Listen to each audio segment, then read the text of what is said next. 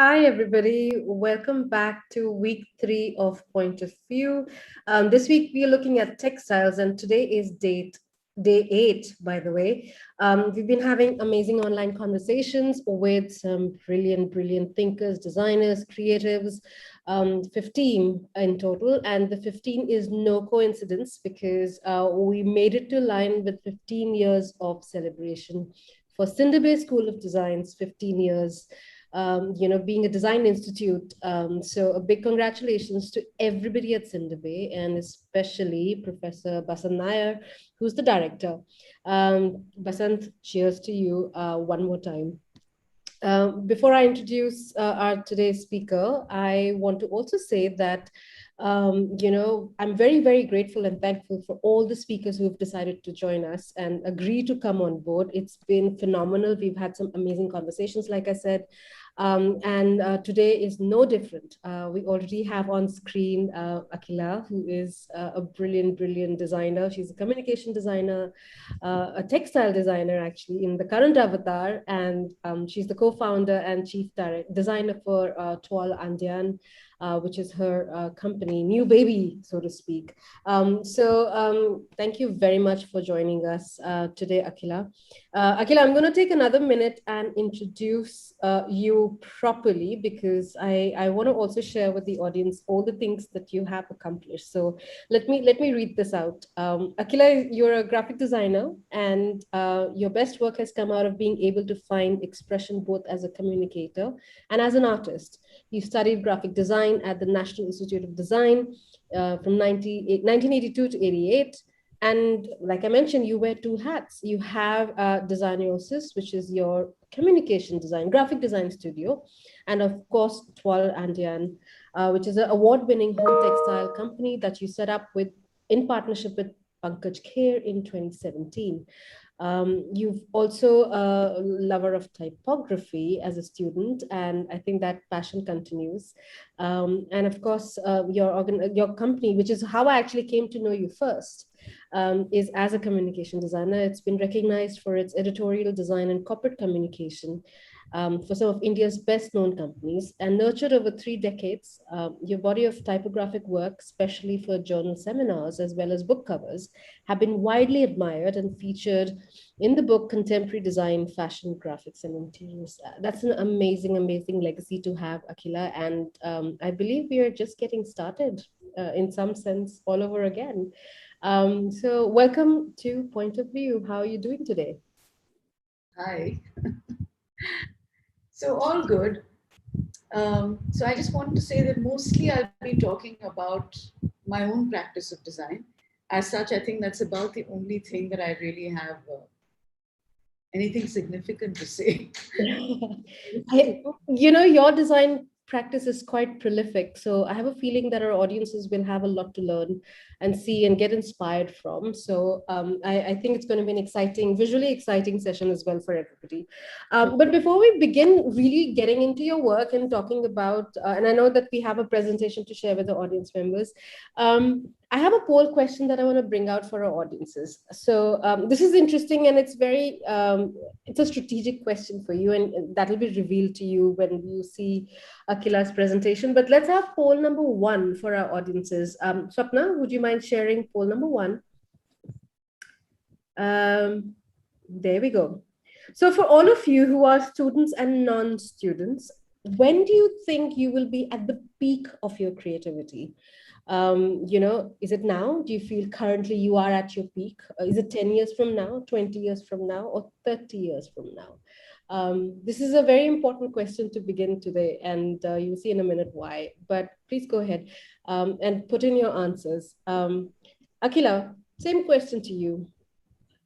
Through many evolutions, avatars, do you ever find that there is a peak, so to speak, or do you find that you're still getting there? What's your take on this question? We're getting there, I think.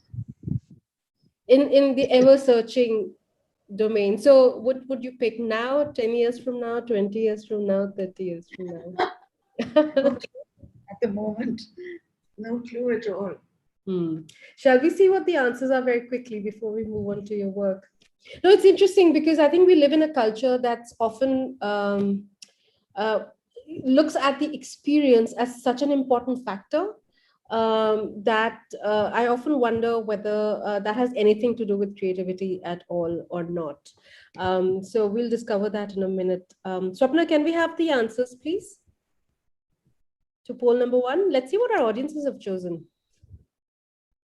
And I hope everybody's voted. Swapna, can we have the answers, please? Ooh, let's see. Now, so all the students, I think, who are in the panel are feeling that they're at the creative peak now, which is great. A few say 10 years from now, that's 32%, 20 years from now, 14%, and 30 years from now, 14% as well. Are you surprised by this, or this is something that you would sort of expect of a younger audience, perhaps? Are you asking me? Yeah. I'm not surprised at all. I would have probably said the same. Yeah.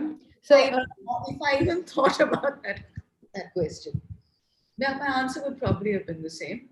But especially in today's context, when you're told again and again that you'll only have a certain period when you're young, when you can be productive and creative. I'm even less surprised by the answer. Or maybe the response is more to do with that you're most creative as compared to what you've been before. So you're most creative now. So perhaps that's another way to look at it. Also, I mean, I would agree. Yeah. I know your presentation is right there, and it'll be great if you can start sharing. But for you, there was a conscious shift from your practice as a graphic designer and your practice as a textile designer. What made you shift? Did you just wake up one day? No, not quite. I joined NID thinking about textile design, and for various reasons, I switched to graphic design. I've never really regretted that, but it's always been a desire at the back of my mind. And in 2012, I had a really bad accident, and so I had to lie flat in bed for 3 months. So, when you get off the usual treadmill you're on, your brain starts working. And so I asked myself, so when are you planning to do it? So that, yes, it was an overnight decision to let's go for it. But it had been baking for a long time. There's nothing better than just to get it started, right? So let's start with your presentation. I know there's some exciting visuals to come through. Do you want to start sharing, Akila? Yeah. Yes, please.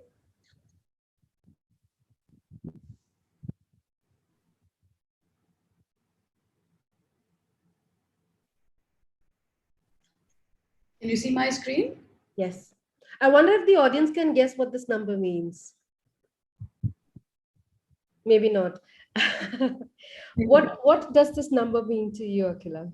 So it's a number that well, most people in the audience wouldn't even think about, because at their age, which is, I guess, somewhere between 18 and 20, 53, which I'm talking about an age, is ancient beyond belief. But the reason I put it there is because I found it's a very, very good age in many ways. And I find it, I want to say that it's one I still enjoy practicing at the age I am, which is, by the way, way beyond 53 now. So one of the reasons why I brought this up is because of the way we're going to practice design.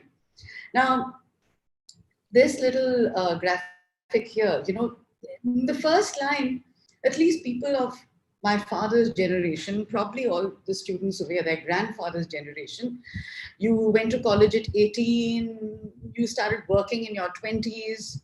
Um, by the age of 40, you were all sorted out. You had your house, you had your retirement plan, it was all worked out. By 55, you retired. And then that's a little picture of Kailash, by the way.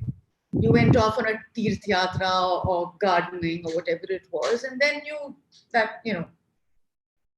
carried on from there. Right. But as this line over here says, the future ain't what it used to be. Things are very different. We're living a lot longer. We're living in an environment which is much tougher. Yeah. There's a hell of a lot more competition.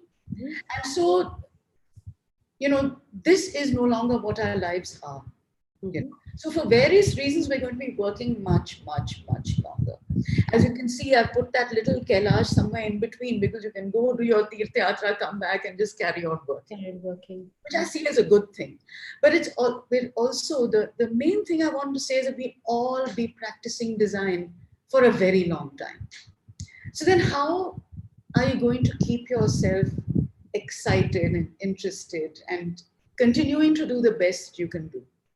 That's true. It's a tough question to crack, actually. Yeah, and it's going to be important for everyone increasingly. That's true. I don't think that we as practitioners often think about how long we're going to practice. I think there's always a horizon in our mind. It's, that I want to get this done by this age. And I think, especially when you're in college, right? You say, okay, I want this kind of a job 5 years from now. I want to be earning this much. I want to be able to, let's say, do a master's or work for like the top 10 companies in the world and all of that. And life doesn't always go like that. It's always the best laid plans are always waylaid as you No, go it's what forward. they say. Not life is what happens when you're busy making other plans. That's true. That's true. But I think this is very interesting that you could have today when you think of a creative career. I mean, you could be creating till you sort of decide to give up your life and sort of say goodbye to everybody. Yeah, yeah, in fact, I'm kind of hoping I'm at it until I drop dead. Fantastic. I think there's no better ambition than that. So let's move ahead. Yeah. So coming back to this number 53. Now, for me, this is a very significant picture because this is me and my partner, both age 53 in 2017, and we decided, both of us, to start this home textile company. Neither of us are textile designers, Mm. but we did it, and we decided it in December 2016, early 2017. And this picture that you're seeing, by the August of 2017, this picture was shot at Maison et Objet in Paris, where we took 6 collections of our work. That's So, interesting. yeah, That's a short span of time. That's like the shortest ever inception and exhibition. learning on the way. There was so much to learn. Well, I'm a fast worker, but but the thing is that, yeah, it was when I look back on it now, it was amazing that we had the guts to do this at all. You know? Wisdom of age, shall we say? Yeah, or just we just both took a chance. Let's put it that way. Of course, at our age, we were in a position where we could take a chance, Sure. and but I'm glad we did. I'm glad we. I think what's interesting is the fact that, I mean, in that time in your life, you did decide to reinvent completely. You did decide to change track. And I think for a lot of people, the idea that it's too late, I'm already doing this now, how can I start something new? I think you've kind of rubbished that and completely reinvented the way you wanted to approach and be creative, and that's very, very interesting and very exciting. So Twa Ende was born out of that ambition, I guess.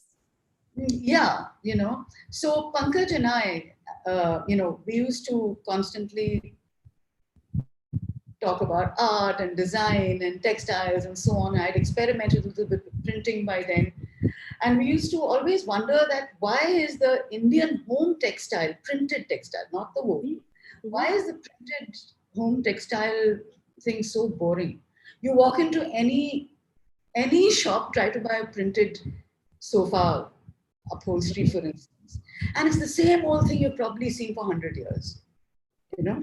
And we also felt that, on the other hand, the image that is carried all over the world of Indian printed textiles is restricted to actually the Jaipur block prints or prints from Rajasthan, which are utterly gorgeous. They have a fantastic history. I mean, they are incredible even now.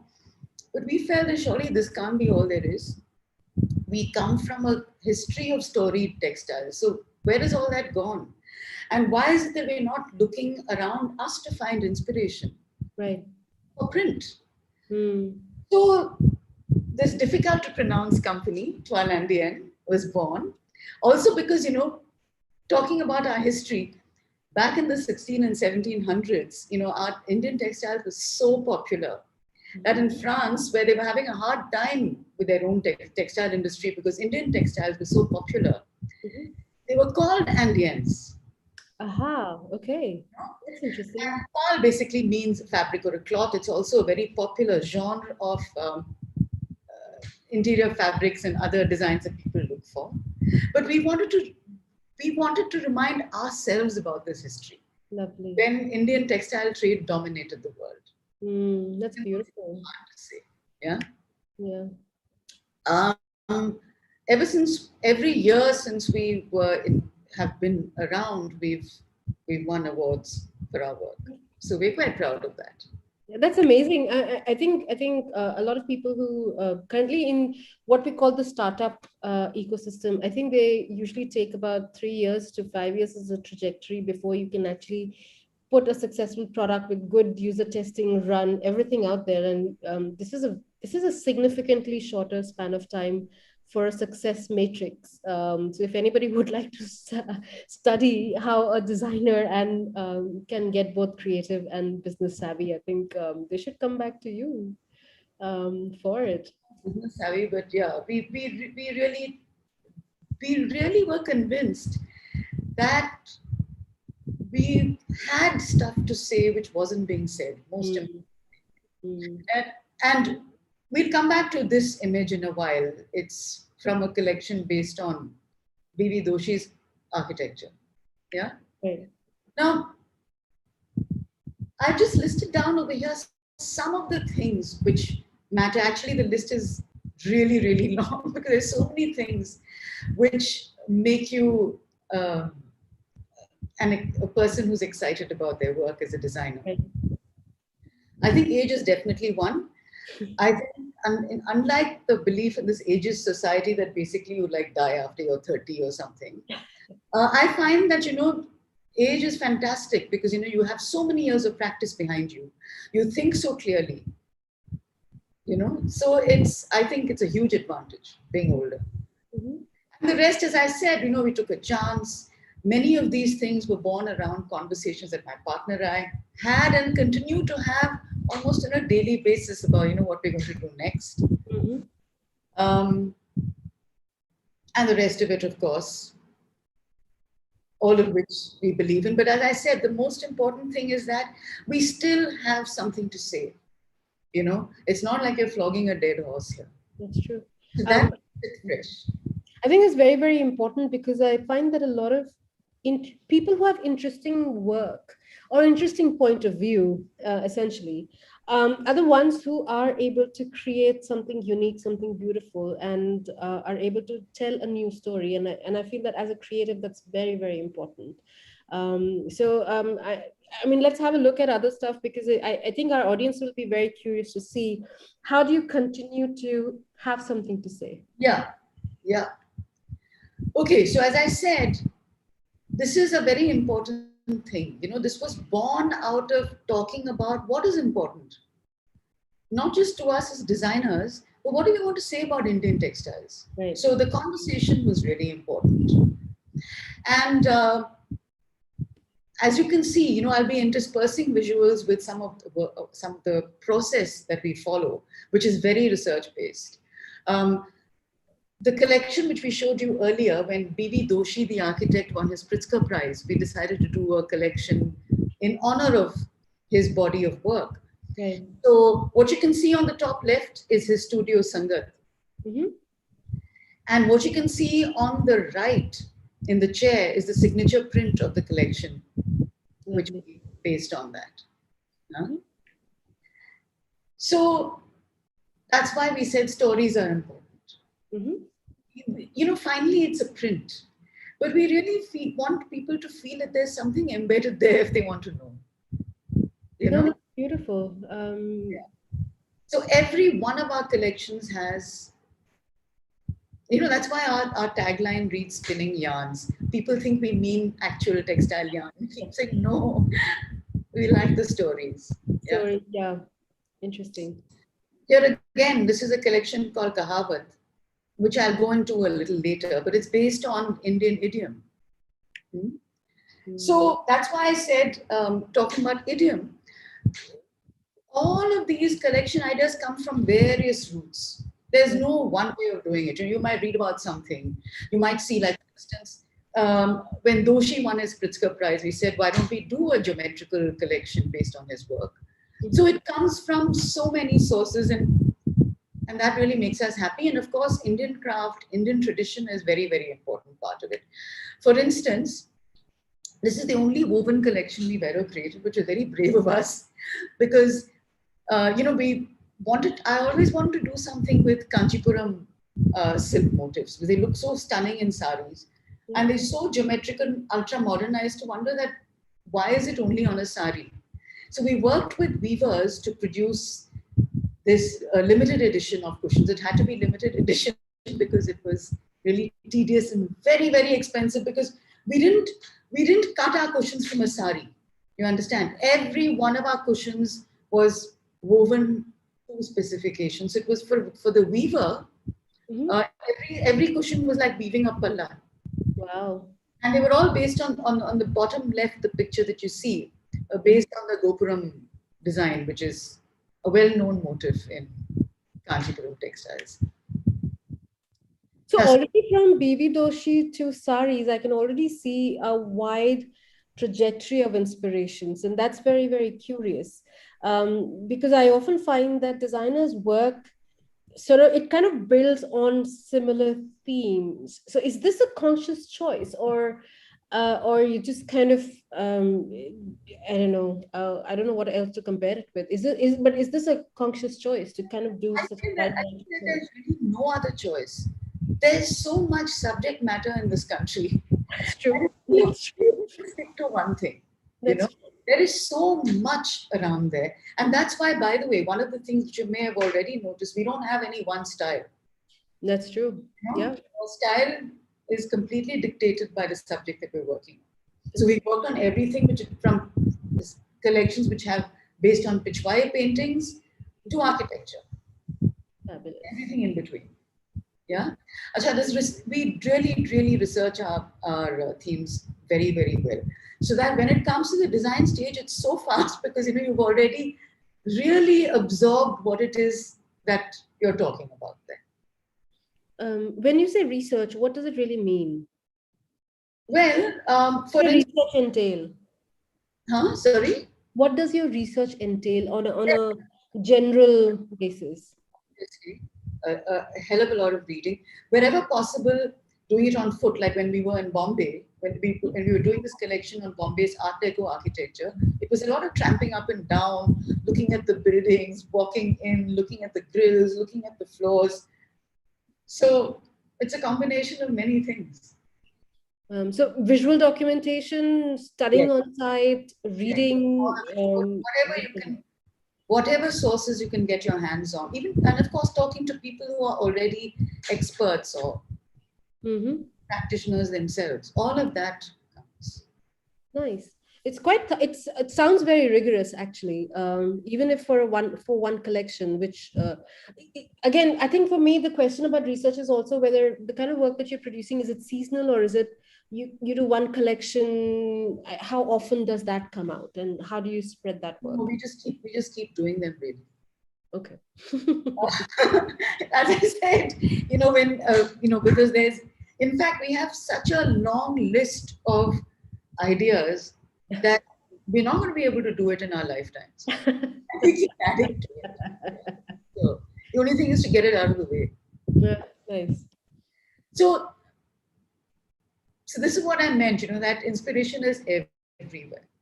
Especially in this country, it's everywhere. You can't look left or right without saying, "Wow, that would be great to work on." Yeah. So, for instance, even the history of our cities, like in particular, we did the research on Bombay's Art Deco buildings. Bombay has the second largest number of Art Deco buildings after Miami in the world. It's a Wow. protected site, and they're gorgeous buildings. We're not a rich country. These buildings are very often falling to dust.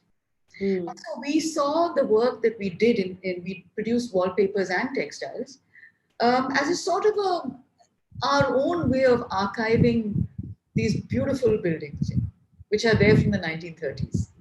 Yeah. I mean, they are beautiful. And anybody who's ever been to Bombay will marvel at how each and every, even the smallest and the most dilapidated building, if I may still add, are still beautiful in terms of construction and architecture. They're It's so gorgeous. gorgeous. Every detail is just wonderful. Yeah. Now, for example, this building is called Dhanraj Mahal. It's in Kolaba, Mm-hmm. and it used to be a royal residence when it started. And so we were very inspired by this building. And as you can see, this is a wallpaper I'm showing you. There's also textiles. So this was almost reimagined as Dhanraj Mahal in its heyday, in the glory days of Art Deco, when it was luxurious and everything Yeah. was gleaming with gold and, No, all it does. theatrical. I think the it does give you the sense of luxury for sure, and I think just the detailing is beautiful. And so this is a wallpaper, but you also have No, the fabric. collection is a very large one of Okay. textiles and wallpapers. I'm just showing you a couple. In Okay. this case, it's a wallpaper. In fact, in both examples I'm going to show you right now, I think it's wallpapers. Uh, this is a building called Belvedere Court. Now, this particular motif you see on the left is actually called a frozen fountain, and you'll see it in the grill work, the plaster work, the grill work, etc. Of this particular building, Belvedere Court, which one is worked on, and this is also a textile as well. So the other place we found inspiration is in looking at our art history. Now, for example, very few people know that Akbar had the Ramayana and Mahabharata translated into Persian, Hmm. profusely illustrated for the benefit of his Persian scholars. He wanted them also to understand what the Right. country was about. And the Mahabharata was called the Book of War. Mhm. So when we decided that why don't we illustrate, create a textile from the epics, and we thought of the Mahabharata. Fantastic. So we decided in a way in homage to this, we decided to do the textile in Mughal miniature style. Oh, lovely. So Hmm. so this is a reimagination of Draupadi's Swayamvar. You can see on the left there's Arjun galloping towards the target with the fish. There's Draupadi over Hmm. there. There are her sakhis who are dancing. There are musicians. So we just imagined it as what the scene might have been like, right? But the style was important because we were talking about very few people know this. Hmm. That's true. That's what it looks like on a chair. Hmm. Fantastic. Now, again, going back to architecture, now, again, going back to B.B. Doshi, um, there's so much of pattern in contemporary architecture, and we love geometry as well, as much as we love miniature painting. So, the print I'm going to show you is based on this building called Tagore Hall. Now, Tagore Hall is almost bang opposite NIT. So, this is something we grew up in design school looking at. And this is the textile, one of the prints in the collection. It's called Tagore Hall. And as you can see on the chair on the right, it's paired with another print called Dancing Concrete. Hmm. I love how this actually is, it has structure. It feels like it's a projected facade of sorts. So the three-dimensionality has been captured wonderfully in this. No, and actually speaking, when you see the textile, you know, Uh-huh. it's not just the photograph where it's looking good, it looks great. Even though I say so myself. Right. We also did a lot of stuff in this collection, you know, including lampshades. And by the way, that's a nod to my graphic design past. This collection was actually shown in a gallery as part of the Kochi Biennale in 2018-19. Mm-hmm. And this was the poster we designed for it, for the gallery where Mm-hmm. the whole collection was shown. Lovely. So this is now a lifestyle product. So in your collection, you are doing wallpaper, you're doing, of course, upholstery, And and in it's also this taking shape case, we did into. all kinds of things. We did lamps. We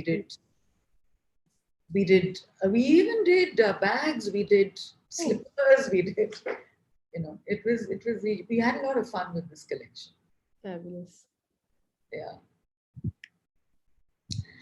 So one of the other directions we've gone in is looking at the way we use language. Mm. And everyone in the world uses idioms, but it's so interesting because in this country, it's so diverse. There are so many languages. Now, for instance, in Hindi, you say "Bandar kya jane adrak ka swad," right? Yeah. In Tamil, and you know, you say "Koranga kaila pumala," which basically means, yeah, don't give a bandar a garland of flowers. So it Mm-hmm. means the same thing as the. Now, all of these things, you know, all of these idioms, basically they tickle you because they create a picture in your mind. Mm. And so we put together a collection of prints which are all based on idioms, some of them quite vague, for instance. Like this one, the print is actually called Don't Put Butter on a Crane's Head.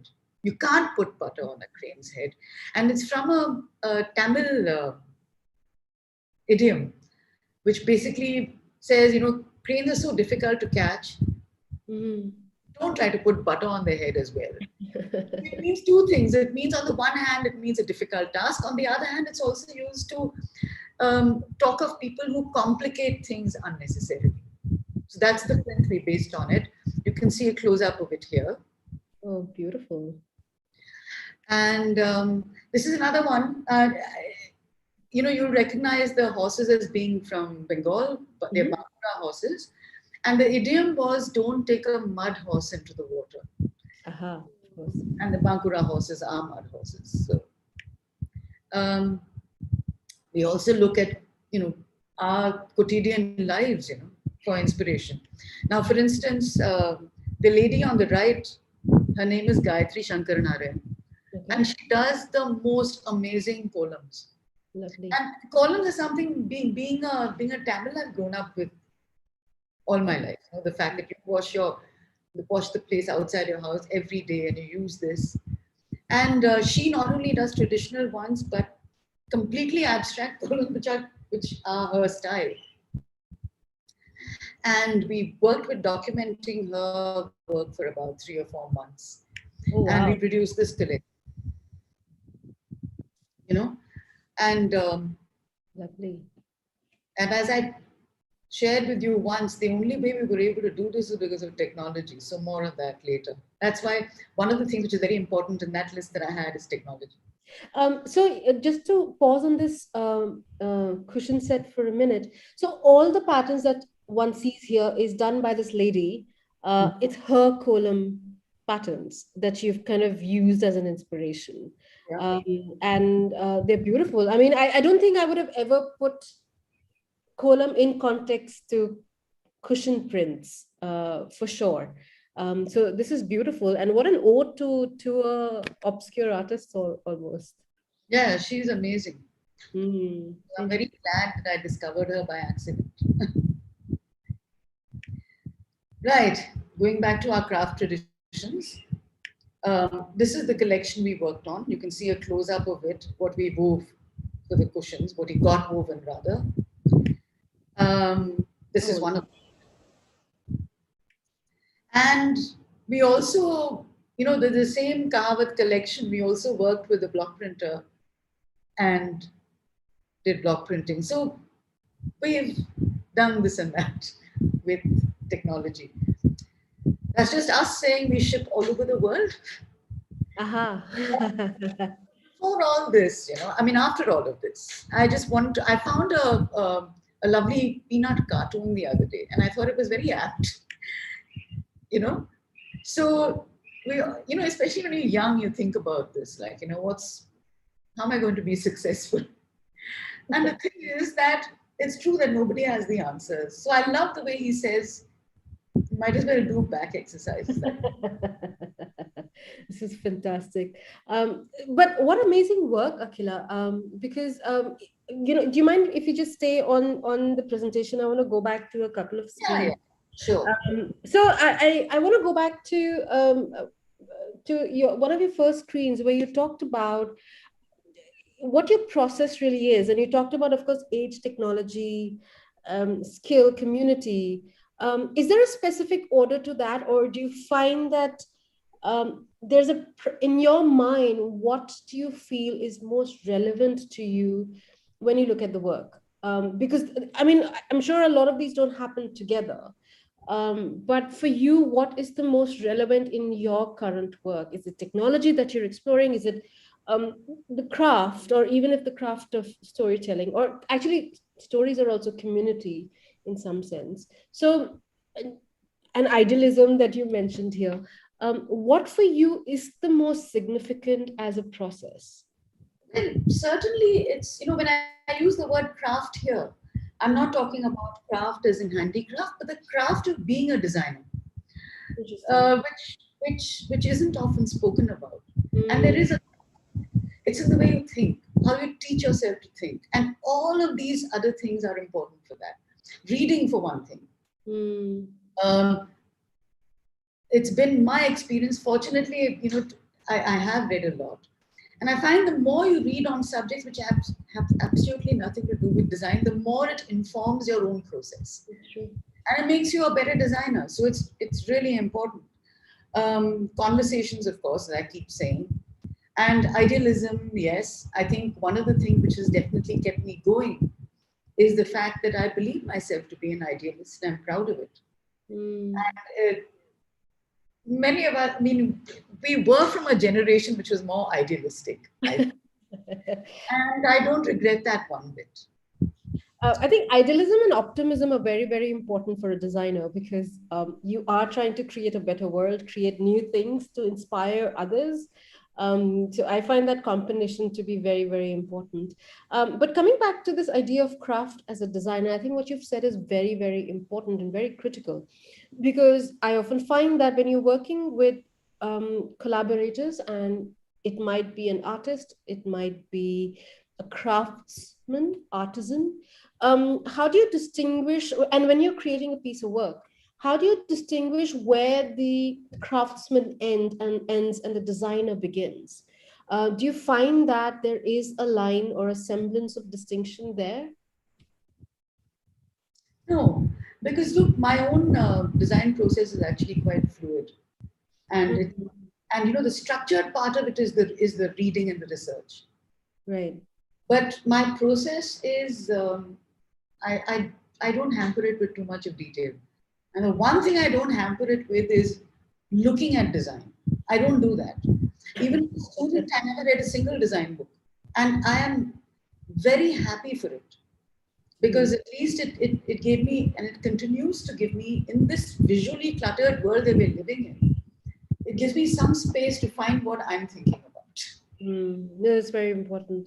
When we look at that project special, I love the column project, by the way. I think that's one of my favorites of your series.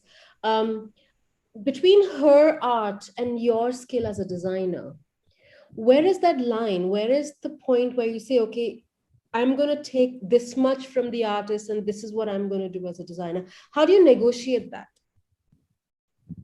Well, the most important thing when I was working on her collection was to be as true to her art and as true to the original as I could. Barring working on it such that I could print really well. That was my job. But, and this is where technology really came in to render it so perfectly, I keep hearing such depressing talk on technology, like it's evil, like it's bad, like it's driving craft out of the way, etc. And I find these polarized views very limiting. In that collection, you look at the beauty of what she could produce by her hand. And the Mhm. only way you could reproduce that is through digital technology. Right. You could not do it through any other means. So Can technology we is can great. we look at that question set again, please? Sorry? Can we look at that image again? The column.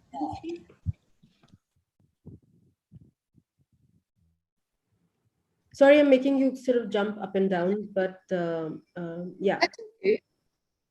Uh, It's This is what she does, and she's so meditative while she's doing it, and it's quite amazing. But tell me one thing: if you try to silk screen print that, or if hmm, you try to convert it into a block or any hand process, you're never going to get this. hmm, All the imperfections of the pressure of her thumb are there to see. that's very Huh? important. So what's wrong with technology? I think it's amazing. It's just how you use it. And my standing argument with a lot of people is, that don't forget that block printing was a technology Yes, that's true. at the time. Yeah. Nobody moaned and started saying, hey, no one's using brushes anymore. Hmm. Things change. That's true.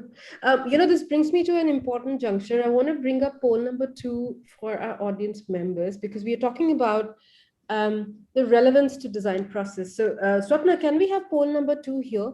I would like the audiences to answer this question for themselves. Okay. Poll number 2, please. There we go. So, in your work, in your practice, what is the most relevant to your design process? Do you find research, technology, process, inspiration, or skill? So, where do you start? I know a lot of people who look at a technology and say they'll build a work around that, and that's the driving force in their work. There are people who look at research that, okay, let's see what we find, and then we'll see what we build around it. For other people, the process is sacrosanct. We must go through the process, and it'll take us where it needs to go. And some people are inspired, and only that sort of triggers a creative impetus and skill. So if you are let's say, a column artist, then that's what will define your work. So I'd be very interesting to see how the audience members would answer this. You've actually used all of them. I don't know if you had to pick, what would you do, or is it all of the above? I can't pick. It's all of the above, We really. didn't give the audience that option, so we were being very clever. Yeah, We're forcing the audiences to decide. yeah, Um, unfortunately. I can choose many of them at the same time. uh, you did, I think your point about technology being very important and integral to how you develop your work is, and without being judgmental about technology. But as a creative process that you follow, I mean, you talked about research, you talked about inspiration, you talked about conversation.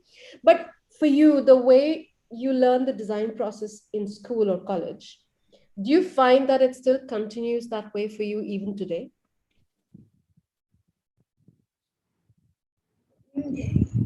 Yes and no. But it's a difficult question to answer, Srishti, because a lot of the process that we learned as a process when you were students Mm, becomes so instinctive that right, you're not really thinking about it in that one after the other sort of a sequence. right. That's true. You're working in a much more intuitive way, really, and that intuition is born out of all these years of knowing that process really well. Oh, that's brilliantly said. Let's see what our audience has responded. Swapna, can we have answers to poll number 2?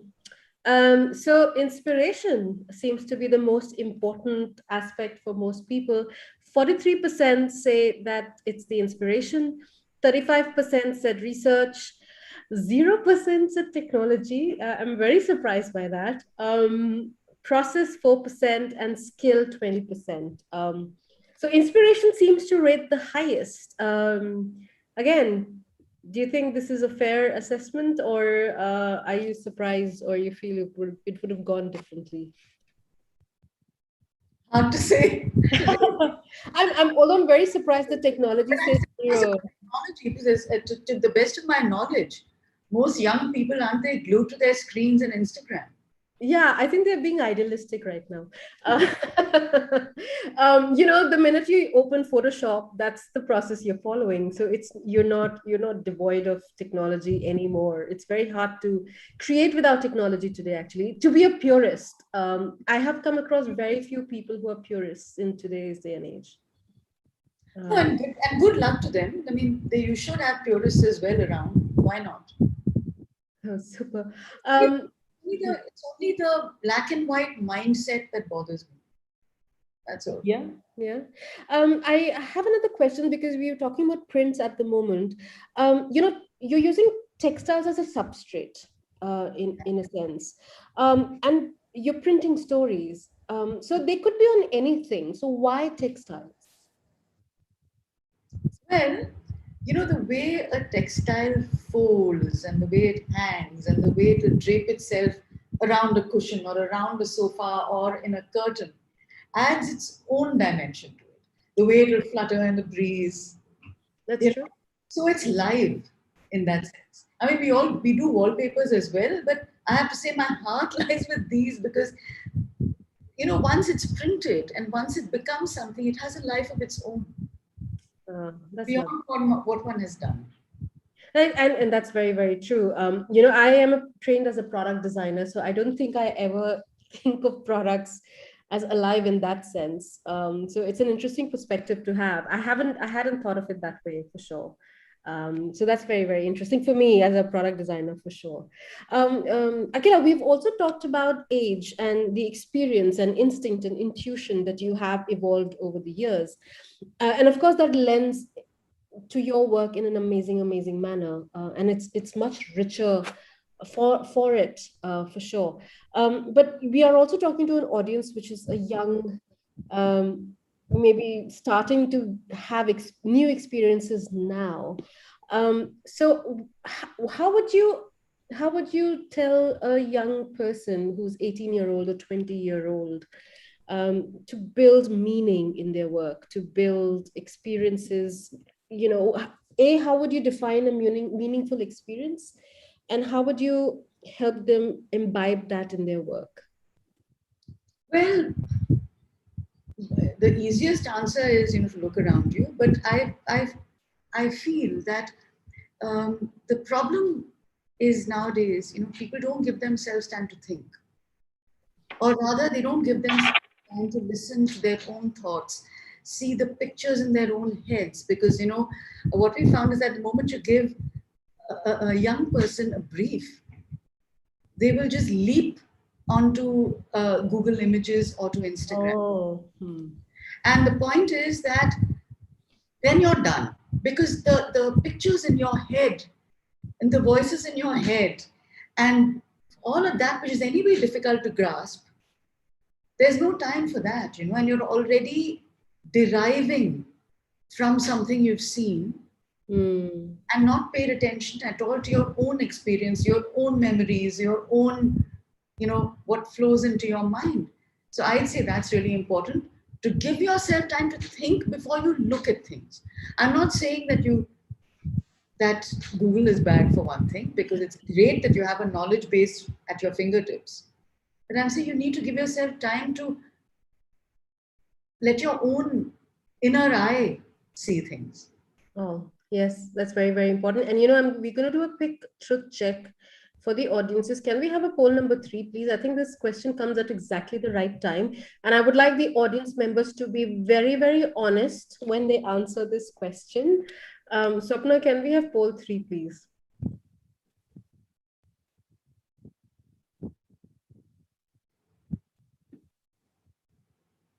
There we go. Guys, you have to be honest, okay? This question doesn't work if you are not honest in this question, okay? So where do you look for inspiration today, everyone? Is it Google Baba or Instagram Auntie? And if it is, please say yes. Do you read books? Do you look at other creatives' works? Do you have conversations that serendipitously inspire you? Do you look at nature? Do you look at people and places and things? So what usually do you do when you're looking for inspiration? So let's quickly have an answer to that. I found in my world, Akila, because I'm as an educator, I've often seen that I think students do struggle to figure where to start, because the world is full of inspiration. The world is everywhere you look. Like even you said that it's full of inspiration. We could never do justice to everything that's still out there to be discovered and used, and the stories to tell. So where does one start? Well, you start with having something to say. If there is something you have to say, then you find the way to say it. Finally, inspiration is what? Inspiration is merely finding in a way, a route to say what you want to say. But you need to have something you want to say. Yeah, but see, when you're 18, you're still trying to figure out what you want to say. A lot of people are not sure about what is it that they want to say. uh, Absolutely. It's I think you'll fall a few times, trial and error, then you'll internalize your own process of how you do it. That's very important because there's no one answer to this. But it has to be, and this whole thing of what we were told when we were design students about learning by doing, yeah. it is precisely that. You learn only by doing. And everybody's learning in a way is so particular to them. That's also true. That's very, very true. Pay attention to that process, and that process has to be important to you. Right. If obviously if you're thinking of it, let's get it over with, or just whatever, seeing the other side of it, it's not going to happen. But Hmm. being involved in that process, you make mistakes, you'll figure it out at some point. Interesting. Yes, somebody says that I should have added Pinterest apps into one of the pointers. That's true. I've seen a lot of people get their inspiration from Pinterest, but let's see the answers very quickly. Can we have answers to poll number 3? Ooh, people, places, and things is 45%. 28% say other creatives' work. So let's say Vivi Doshi, they like the work, they'd like to get it, it'll inspire their work. 13% say Google Baba or Instagram Auntie. Maybe it would have gone higher if I'd put Pinterest in it. And nature say 9%. Serendipitous conversations 2%. And reading a book or two is 2%. That's like almost the bottom of the pile. Akila, is that horrifying you? No, it's not horrifying because it's not the only way. You That's know, true. I mean, watch a film, play a game. I don't know. I mean, the thing is that it's how wide you leave yourself open to different kinds of information. How you get it is not important. That's also very true. It's not the journey, but the destination. Or is it the journey and not the destination? That's the tricky one here.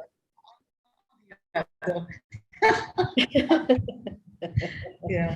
I have one more question before we open to our audience's questions. Um, so I think we talked a lot about culture today, and whether it's your Kahavat stories, which are, by the way, a lot of obscure idioms are what you've used. At least they're not general knowledge. So I would really suggest all the students to have a look at idioms for inspiration. They're really fun, actually. Great. Um, they're great fun.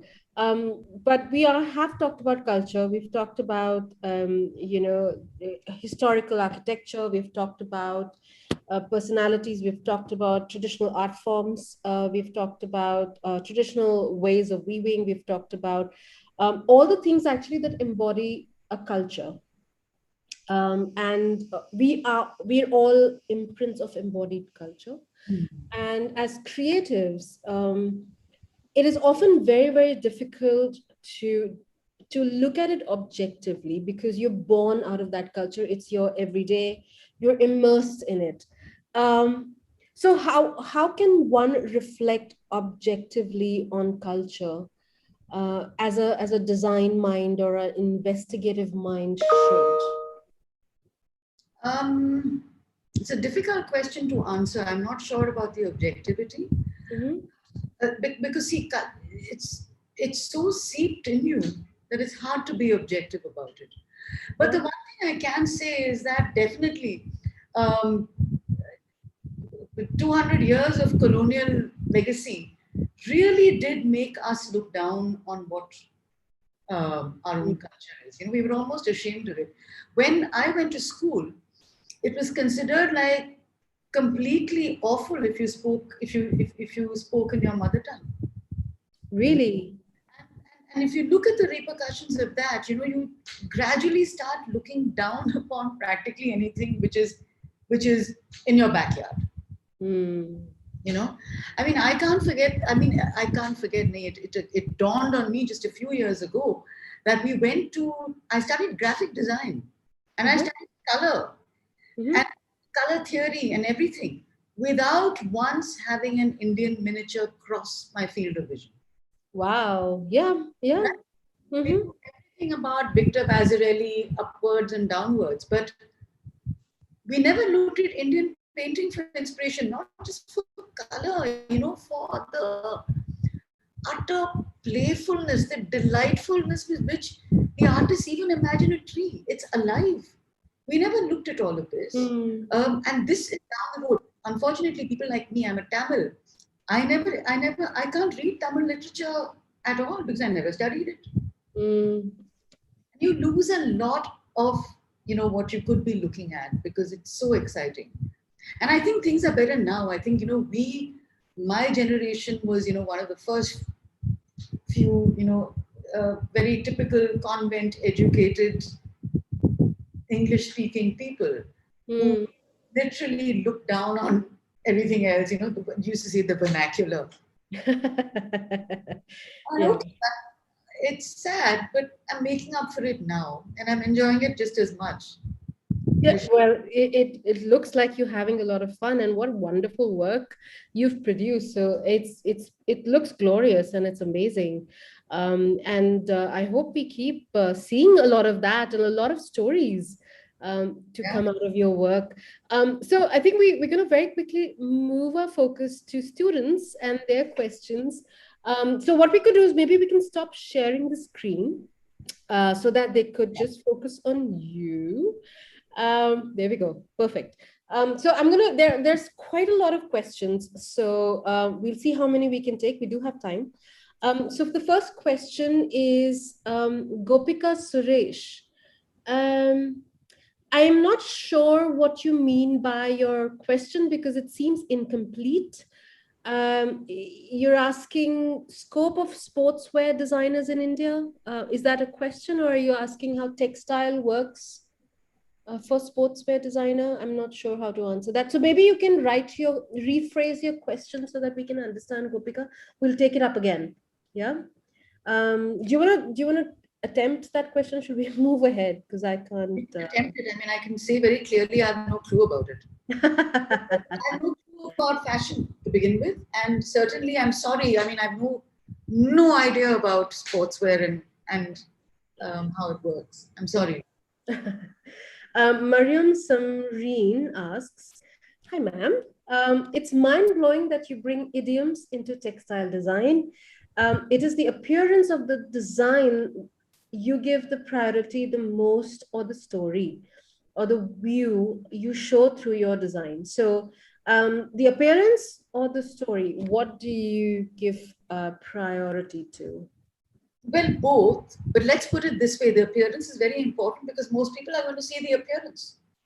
And that's what's going to appeal to people. It's true. I mean, there are people who get very excited when they get to hear that there's this story behind it. But very often people don't even want to know. So actually, it's almost like a private pleasure for us.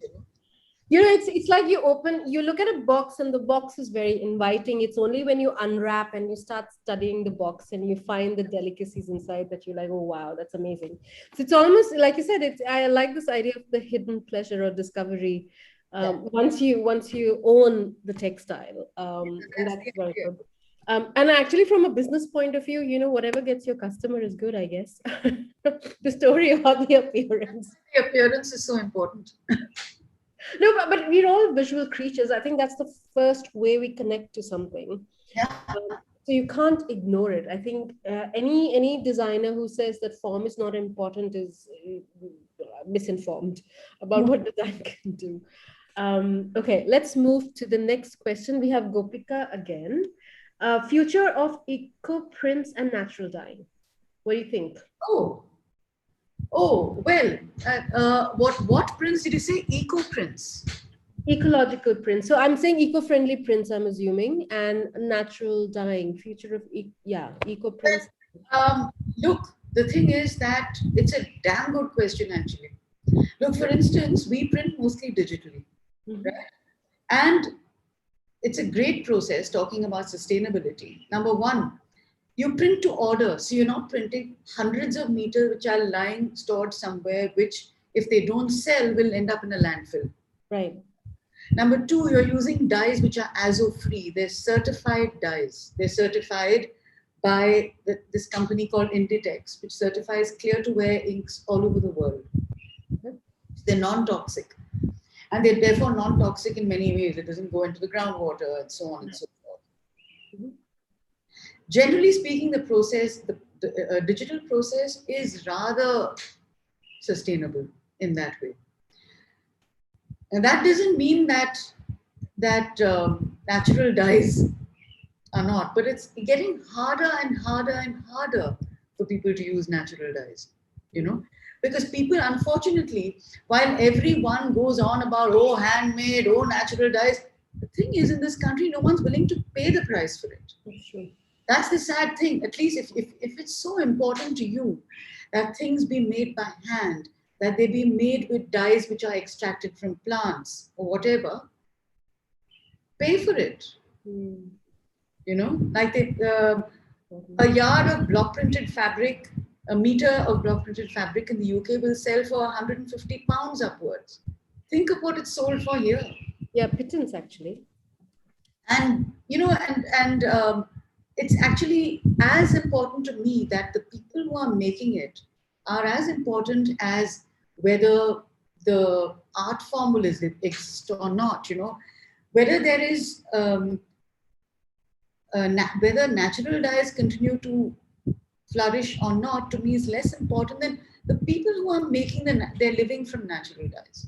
What about them?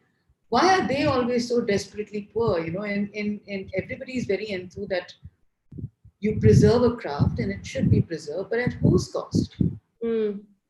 That's important, I think. I think you've raised a very, very important point, and we'll see if we have time to revisit this question about crafts and preserving the baggage of history. I guess it's quite a load for a lot of designers. I hope that answers your question, Gopika. Question? Oh, was it too late? We have lots of questions. Animesh Tiwari says, "Respected ma'am, according to you, what is the most effective way of deriving inspiration for a design?" I can't think of any one way really. It's just it's the practice of being open to ideas and the practice of listening to yourself. I'm sorry that's a vague answer, but there are no great specifics I can point to here. I think everybody discovers their own way of deriving inspiration in some sense, and what ma'am is actually you were trying to say is that listen to yourself to find your own way. Yeah, and keep your eyes open and your mind open. That's the way. And I think you had a slide, inspiration is everywhere. You look and there is inspiration around you. Megha Vedyar, I hope I've said that correctly, Megha. I'm sorry if I misspelled it. Do you feel like premium clothing has evolved or changed post-pandemic? If so, how will that reflect in your pieces? So you're not really doing premium clothing, but let's say I'm going to replace that with premium textiles. Look, the only thing I think that has been clear about any kind of, as I said, she's right. I don't know anything much about clothing beyond wearing it. But it's evident that people have become more aware of the fact that there is a cost to what you buy. And that applies to everything. So, even with the stuff that we do, we make sure that it's high quality precisely for this reason, that you don't go around having to buy it in 2 months or 3 months or 6 months or even 3 years or 4 years, you know. Very important. Finally, at the end of the day, the pandemic has made people think about the environment and about sustainability. And regardless of what you say, the only way to be sustainable is to consume less, not to consume something different. And not to recycle, because even that takes, by the way, that has a carbon footprint too. The thing is, just need to consume less. There is no other way to do it, really. And there's another question she's followed up with, and I think it resonates with what you said about quality over quantity. Has the quality taken a backseat over the years in textile industry? What's your assessment? I can't really say that. I mean, if you look at the Indian woven textile, it's utterly amazing. There's nothing like it anywhere in the world, and it continues to flourish despite the fact that we've disrespected it so much, and we haven't given it value. Quality is otherwise a general issue. It's nothing to do with textiles. In India, as we all know, quality is a struggle, an everyday struggle that you have to deal with, unfortunately. Because people, very often either cannot care enough because their circumstances, or just don't care enough. Or don't want to pay the price that quality deserves. That's what it boils down to also. Yeah, that's true. Great. Let's move on to the next one by Mariam Samareen. How important is it to be inspired to create a design? And what opinion do you have about the demand of these designs in India? So let's take the first one first. How important is it to be inspired to create a design? Totally. That's the joy of it also. And and design is also a joyful process. We often forget that, because you hear about design in such dry terms. There's a problem, you have to solve it, and there's this point A to point B.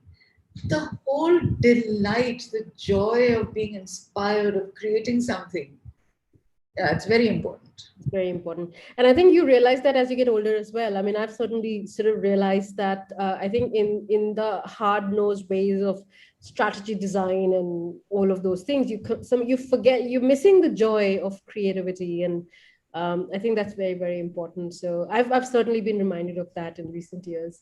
There's another question, and I think that's a completely sort of segue from the previous question, but is there a demand for your kind of work? How big is the demand in India?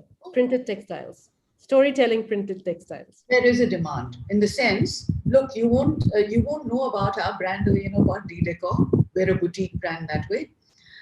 But it's incredible the kind of response our work has received.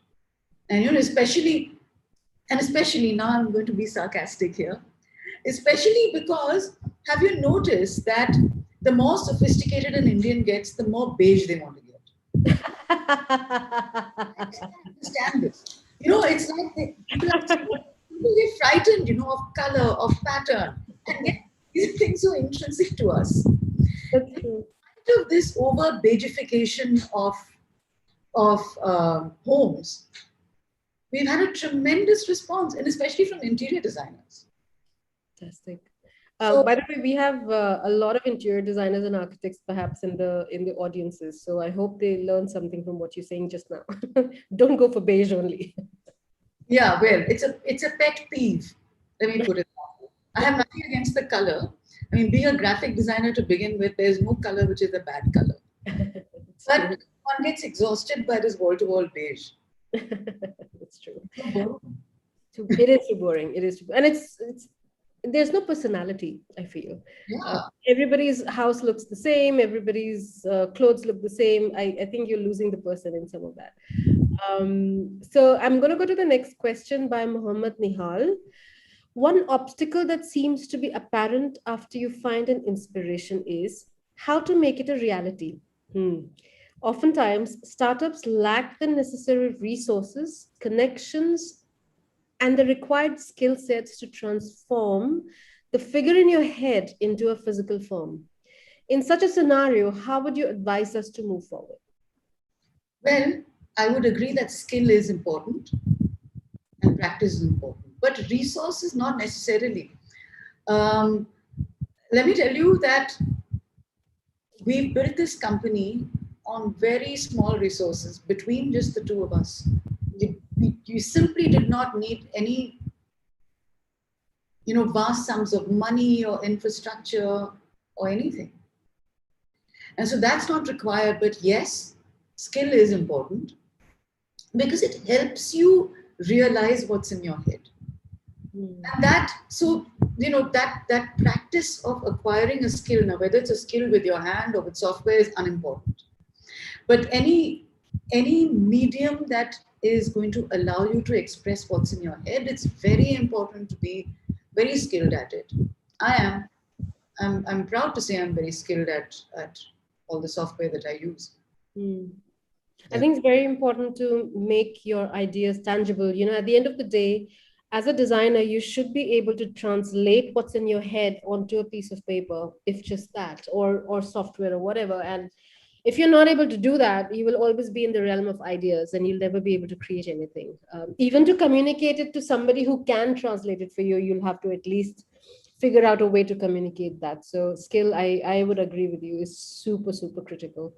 Um, I hope, Mohammed, that answers your question. Sorry, please say that again. I think. Answering their questions properly. Yes, you are. Okay. How can we this is, you like this question? This is by Megha again. She's asking, how can we enrich our traditional textiles through interior design? Use them, for one thing. Use them. Yeah. You know? Go to Akila. And yeah, that's the other thing. Really, they should be used. Now, the thing is, there will be some limitations. For instance, like let's say a block printed fabric which is intended for wearing on the body is going to be hard to upholster a sofa with it. But the fact is that we should look at these things and see how they can be brought into our homes, how they express, because they're so much part of our own expression. True. The only way it is to use it. That's true. And I also feel what you've talked about is building a story is very important. So, I mean, I'm not a practicing interior designer, but when I see a well done interior space, it often tells a story as well. Um, it does, whether it's about the owner of that house or it's about a different mindscape the space is attempting to take you. I think those stories are very important, and what we've seen in your work, Akila, is that it is possible to build stories through textiles, and I think that could be an interesting way for an interior designer to take that ahead. So think of the story and then try and see what kind of textiles from Indian But textiles. also, what is the story of the person whose home or office or whatever it is? Um, it's been my experience that very often people are intimidated about doing their own spaces, especially their own homes. They feel nervous about it, and somehow they've been made to feel that sorry, they don't know much about it. And so, in fact, very often I think they're afraid to express their own desires for the spaces that they're in. And I think if interior designers just spend some more time talking and understanding that person more, then it would be great. Fabulous. That's a very important recommendation for all interior designer, for any designer actually. For any designer. Any designer. Okay, the next question is Parvati Sharma. She asks, what is the future of textile designer according to you, and what should they focus on more after graduation or on graduation time? Yeah. Sorry, it's. I have no idea what the future of what is the future of textiles? I have Is no one. Listen, I can't answer any future related questions because I have no clue. But what was the second part? What should students focus on after graduation, if in textiles? Or in anything, I would say, not just specific to textiles. I would say they should focus on trying to work with the best people they can in their chosen field. And spend a few years just getting that experience with the very, very best of people. That's the most important thing. That's very, very important. Learn from the best. You know what that reminds me of is also it's often said that we stand on the shoulders of the people who came before us. Absolutely. So if you can learn from the best, then the taller you're going to stand. Yeah, I mean, there's not a day, for instance, when I don't think of my teachers and thank them in my heart. Hmm. Well, actually, the next question that I'm going to take up is about teaching. So, Gopika, you have a lot of questions. It's very interesting. Importance of teaching beginner about traditional Indian fashion techniques like patola or Rogan arts. Do you Okay, but think? that's not a fashion technique. It's a weaving technique, Hmm. and very complex. It's very, very important to learn these things.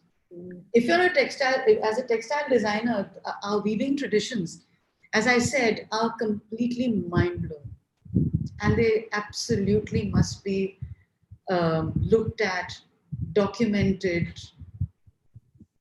etc. Hmm. I think archiving a lot of these things are very important. Sorry, please say that again. Answer the question, or did I get No, sidetracked? I think you did. I think it's not just about fashion techniques, but it's just about traditional Indian ways of making. Make Um, it. yeah, whether it's textiles or fashion. I mean, fashion is relatively new term, but textiles and putting things together, whether you're an architect, whether you're, an interior designer, whether you're a product designer, whether you are a storyteller, I think there's lots to be learned. Definitely. And I do wish, I think this is also an interesting point for me to bring back that conversation about craft, and the legacy of the craft, because while her question is pertaining to learning traditional techniques, we often struggle with this idea that should we retain them as is, even though there's nobody to buy them because historically important, um, or do we change them, evolve them, tear them down, mix technology in it? What's your perspective on this entire very, very polarized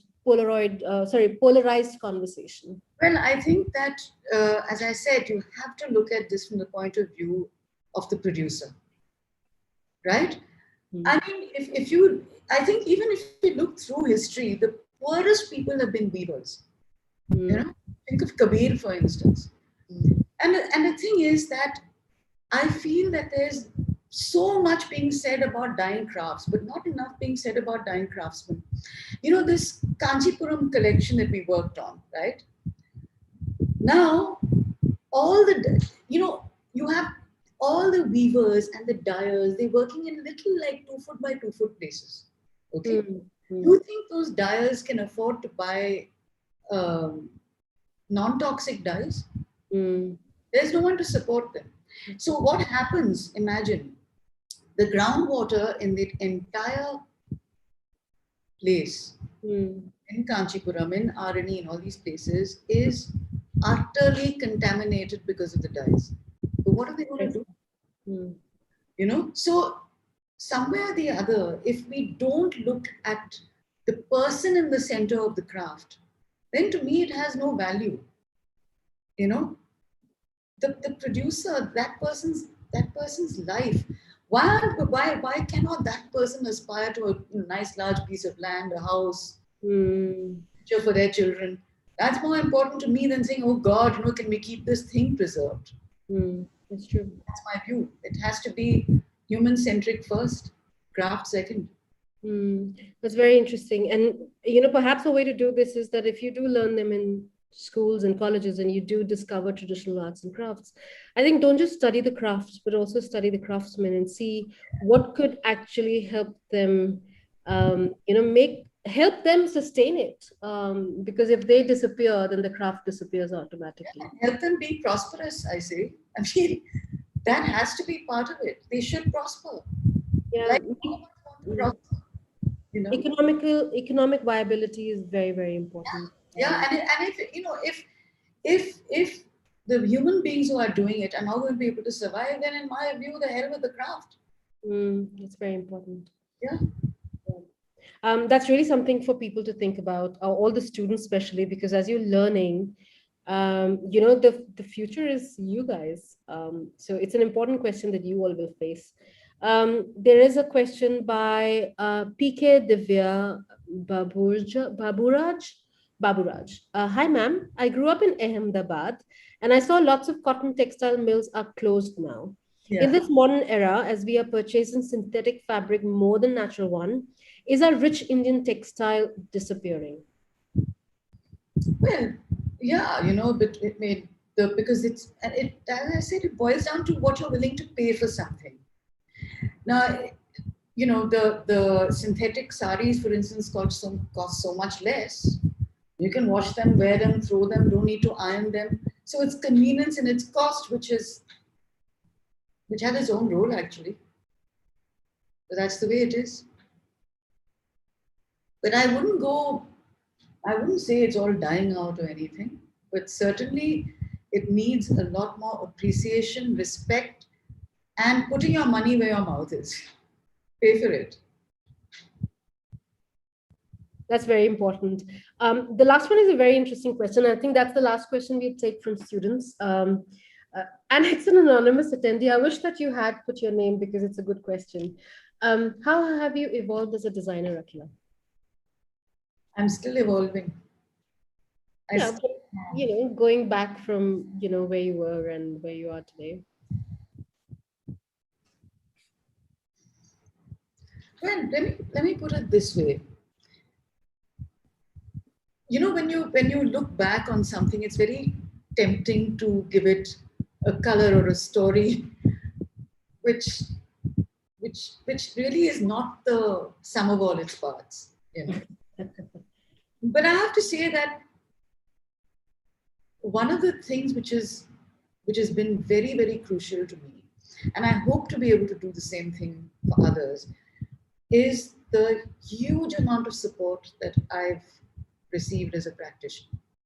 Whether it's in terms of encouragement or appreciation, or in the case of this business, financial assistance. I think I've had a lot of opportunity to let myself grow as a practitioner. Does that answer your question or was it too vague? Well, I hope she responds. The anonymous speaker can respond to that. Yeah. But I have a sort of similar question. I've been asking this to all our speakers, guests, because this is about point of view and it is about evolution. It is about how what journey has brought us to where we are today. So if you were to look back, think back to being a design graduate, what would you do differently? Nothing. Ah, You see, lot. I told you I was an idealist as well. So the part of being that is having no regrets, really. Okay, maybe, technically speaking, instead of starting this when I did 53, it would have been when I was 43 and younger. I wouldn't have been the same person, you see. Probably. So, yeah, no regrets at all. Fabulous. With that, Akila, we come to the close of this session. And what a wonderful, insightful session this has been. I've had a great time chatting with you, and I think we've had. Thank you very much. I really enjoyed it. Yeah, my pleasure. And I think we've had some fabulous questions. Anyone, I think. No, I think you're a special guest and amazing work, and you continue to inspire yourself and us today. So thank you very much for that, and amazing work. And I want to thank all the students who patiently listened to me. Thank you very much. I'm sure they have the same to say to you. So students, please leave your comments in the chat box while we close this session. Akila, you can read the chat comments as they come in. But guys, as you know that each session has to finish. And we come to end of today's. Maybe you can call Akila back to your classroom one of these days, because I'm sure she has a lot more to share, a lot more stories to share actually. But as we move on from today, please remember tomorrow we have another session with another textile designer. His name is Chandrasekhar Bera, and I believe you guys are contemporaries, right? is that he's so much more senior to me as a textile designer that it would be a bit of an insult to call him my contemporary. He knows so much more than me and has done so much more than me. Oh, fabulous. So another giant whose shoulders we seek to stand on, I guess. But thank you so much for today. It was an absolute pleasure. And thank you for your time and the beautiful work you've shared with us and all the insights you've shared with the students. It was fantastic. Thank you, Akila. Goodbye. Bye. See you guys. I will see you. I think next week, tomorrow, you'll have Aditi moderating the session. But like we said, 6 p.m. tomorrow, 10th July, Chandrasekhar Bera. Please register and sign in. And if you missed something from today's session, go check out the YouTube channel, and hopefully you'll be able to catch all the conversation from today and yesterday. So good evening, good night, and I'll see you guys tomorrow. Bye.